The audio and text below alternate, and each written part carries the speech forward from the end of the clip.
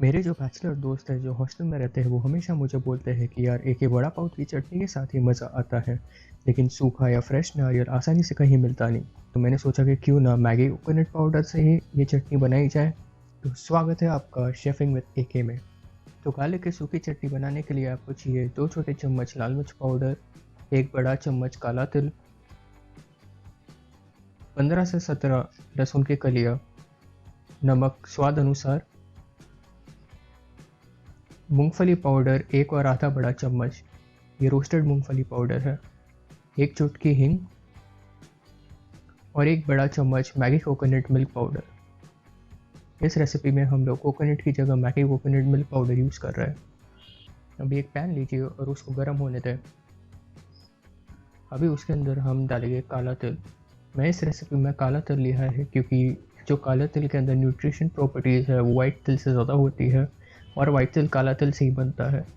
और काला तिल में जो रोस्टेड फ्लेवर होता है वो वाइट तिल के कंपेरेटिवली ज़्यादा होता है, इसलिए हम इसको कम रोस्ट करके निकाल देंगे। काला तिल निकालने के बाद हम लोग डालेंगे रोस्टेड पीनट पाउडर। ये पहले से ही रोस्टेड है इसलिए हम इसको लाइट ब्राउन तक रोस्ट करके फिर से पैन के अंदर से निकाल के साइड में रख देंगे।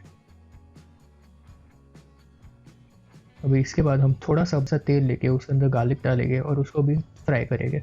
जब तक उसके ऊपर ब्राउन कलर के मार्क्स ना आ जाए तब तक उसको फ्राई करते रहेंगे और फिर उसको भी साइड में निकाल देंगे। अभी पूरा मसाला फिर से एक बार पैन के अंदर उसके अंदर मैगी कोकोनट मिल्क पाउडर डालेंगे और उसे फिर से रोस्ट करेंगे। सिर्फ मैगी कोकोनट पाउडर अगर पैन के अंदर डालेंगे तो वो जल जाएगा, इसलिए हम उसको लास्ट के अंदर सब मसाले के साथ डाल के हल्के से रोस्ट करके उसको निकाल देंगे।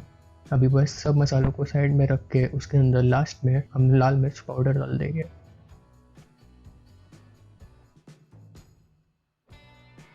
और 1 चुटकी हींग उसके अंदर डाल देंगे।